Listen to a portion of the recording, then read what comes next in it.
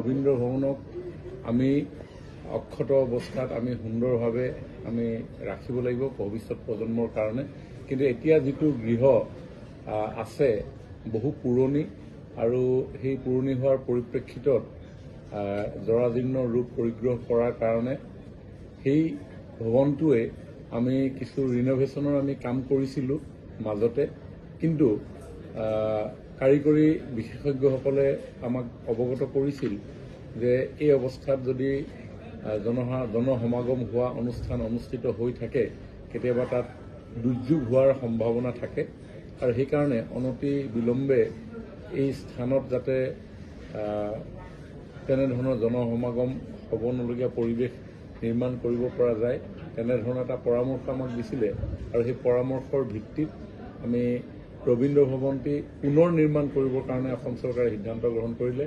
মাননীয় মুখ্যমন্ত্ৰী ডাঙৰীয়াই এই ক্ষেত্ৰত সাংস্কৃতিক পৰিক্ৰমা বিভাগক আগবাঢ়িবৰ কাৰণে পৰামৰ্শ দিলে আৰু আমি সাংস্কৃতিক বিভাগে আমাৰ লোক নিৰ্মাণ বিভাগৰ লগত আমি আলোচনা কৰিলোঁ কেনেধৰণে আমি ৰবীন্দ্ৰ ভৱনটি পুনৰ নিৰ্মাণ কৰিব পৰা যায়।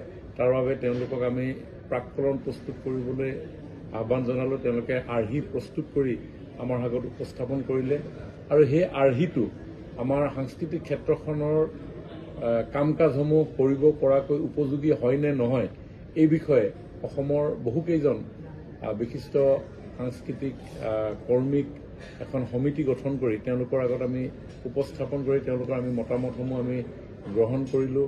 তেওঁলোকৰ লগত কেইবালানিও আলোচনা হৈছে আৰু তেওঁলোকৰ মতামতৰ ভিত্তিত পুনৰ আমি লোক নিৰ্মাণ বিভাগক সেই আৰ্হিসমূহ নতুনকৈ নিৰ্মাণ কৰিবৰ কাৰণে আমি তেওঁলোকলৈ প্ৰেৰণ কৰা হৈছে। এই গোটেই কামখিনি কৰোঁতে কিছু সময়ৰ প্ৰয়োজন হয় কাৰণ আমাৰ বিশেষজ্ঞ সমিতি যিখন নিৰ্মাণ কৰি দিছিলোঁ গঠন কৰি দিছিলোঁ সাংস্কৃতিক ক্ষেত্ৰৰ লগত জড়িত হৈ থকা বিশিষ্ট ব্যক্তিসকলে তেওঁলোকে দিয়া পৰামৰ্শ অনুসৰিয়ে কোন স্থানত কি হ'ব লাগে, ক'ত নাটক হ'ব, ক'ত চুঘৰ হ'ব, ক'ত অপেন স্পেচ থাকিব, ক'ত ছেমিনাৰ কক্ষ থাকিব ইত্যাদি ইত্যাদি বিভিন্ন ধৰণৰ ৰদ বদল তাতে হৈছিলে। গতিকে এইখিনি কাম কৰিবৰ কাৰণে কিছু আমাক সময়ৰ প্ৰয়োজন হৈছে, কিন্তু ইতিমধ্যে আমি একেবাৰে শেষ পৰ্যায়ত উপনীত হৈছোঁ। মই ভাবোঁ যে আমি এতিয়া টেণ্ডাৰ প্ৰচেছলৈ যোৱা অৱস্থাত উপনীত হৈছোঁ। 23 চনৰ পৰা বন্ধ হৈ আছে। 23 চনৰ পৰা যিহেতু তাতে আমি ৰিন'ভেট কৰিছিলোঁ, মাজতে পানী পৰিছিলে আৰু পানী পৰাৰ লগে লগে বৰষুণ দিলে পানী পৰাৰ লগে লগে তাৰ যিটো ইলেক্ট্ৰিফিকেশ্যন এই ইলেক্ট্ৰিফিকেশ্যনত শ্বৰ্ট চাৰ্কিট হোৱাৰ সম্ভাৱনা ব্যক্ত কৰিছিলে বিশেষজ্ঞসকলে যেতিয়া আমি তেওঁলোকক নিৰীক্ষণ কৰিবলৈ দিছিলোঁ আৰু তেওঁলোকে পৰামৰ্শ দিছিলে যে ইয়াতে যদি এনেধৰণৰ অনুষ্ঠান হৈ থাকে যিকোনো ধৰণৰ ডিজাষ্টাৰ হোৱাৰ সম্ভাৱনা আছে, গতিকে তাতে তেনেধৰণৰ ডিজাষ্টাৰৰ সন্মুখীন হ'ব লগাত আমি নপৰোঁ, সেইকাৰণে বন্ধ কৰা হৈছে। এতিয়া আৰু কিমান সময়ৰ প্ৰয়োজন হ'ব?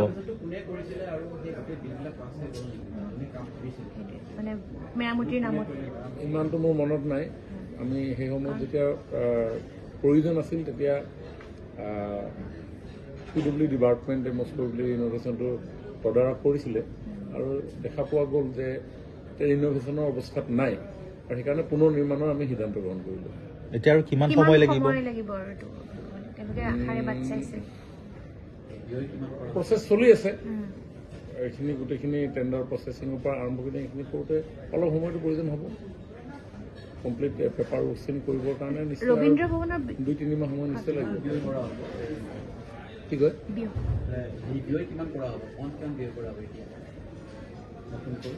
ভাল ধৰণে হ'ব। এতিয়া ফাইনেল আমাৰ সভাখন যেতিয়া হ'ব আমি তেতিয়া গম পাম যে আমি কিমান আনুমানিক আমি ব্যয় কৰিম আৰু এই ক্ষেত্ৰত আমাৰ যিখন বিশেষজ্ঞ সমিতি আমি গঠন কৰি দিছোঁ তেওঁলোকৰ লগতো আলোচনা কৰি লওঁ। ডিপাৰ্টমেণ্ট গোটেইকেইটা ডিপাৰ্টমেণ্ট থাকিব, PW ডিপাৰ্টমেণ্ট, কালচাৰেল ডিপাৰ্টমেণ্ট আৰু কিবা খুঁটি নাটি, কাৰণ এবাৰেই বনাব পৰা যায়। কাৰণ ৰবীন্দ্ৰ ভৱন এবাৰ নিৰ্মাণ কৰাৰ পিছত আকৌ তাতে যদি ৰিন'ভেট কৰিব পৰা আহ্বান থাকে তেতিয়া সেইটো ৰেক্টিফিকেশ্যন নহ'ব। সেইকাৰণে প্ৰথম প্লেনিং কৰাৰ সময়তে অকণমান সময় লৈছে আৰু যেতিয়া এবাৰ প্লেনিং কমপ্লিট হৈ যাব, সকলোৱে যেতিয়া মনঃপূত হ'ব তেতিয়া আমি কনষ্ট্ৰাকশ্যন প্ৰচেছত আগবাঢ়িব পাৰিম। গতিকে প্লেনিঙতে সময় লয় একচুৱেলি এইবিলাক কাম, যিহেতু এবাৰেই হয়। এতিয়াতো আমাৰ প্ৰস্তাৱ তাতে আছে, য'ত এতিয়া এক্সিষ্টিং য'তে ৰবীন্দ্ৰ ভৱন আছে সেই স্থানতে আমাৰ নতুন যিটো ভৱন হ'ব সেই ভৱনটো তাতে হ'ব।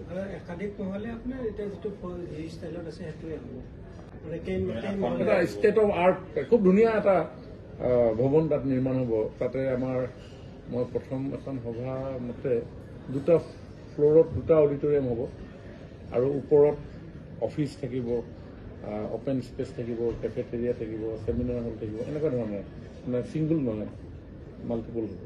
যিহেতু আপুনি পেপাৰ ৱৰ্কছটো কৈছে আৰু 2-3 মাহ মান লাগিব বুলি, কিন্তু ভৱনটো নিৰ্মাণ হওঁতে কিমান সময় ধাৰ্য কৰা হৈছে?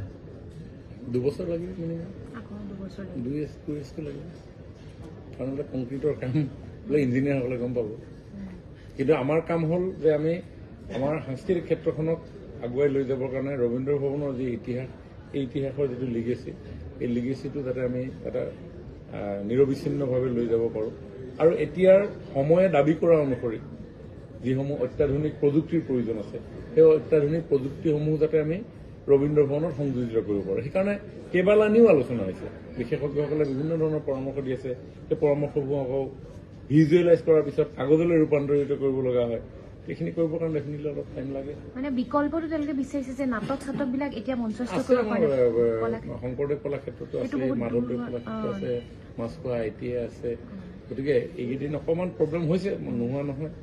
আমাৰ নাটক ইত্যাদি কৰিবৰ কাৰণে বা সাংস্কৃতিক অনুষ্ঠান কৰিবৰ কাৰণে প্ৰব্লেম হোৱা কথাটো আমি অৱগত, কিন্তু কামটোতো কৰিবই লাগিব। কাৰণ সেই জৰাজীৰ্ণ অৱস্থাত থকা ৰবীন্দ্ৰ ভৱনত যদি আমি 1200-1500 মানুহক লৈ পিনি যদি নাটক কৰিবলৈ দিওঁ, সেইমতে যদি বৰষুণ যাক যদি আহি যায়, সেইমতে যদি শ্বৰ্ট চাৰ্কিট হয়, সেইমতে যদি এটা ডিজাষ্টাৰ হয়, কাৰোবাৰ যদি প্ৰাণহানি হয়, তলত কিবা পানী ওলাই মানে ৰিনোভেট এতিয়া সেইবিলাক নাইকিয়া হৈ যাব। নতুনকে হোৱাৰ পিছততো এইবিলাক ইছ্যু নাথাকে।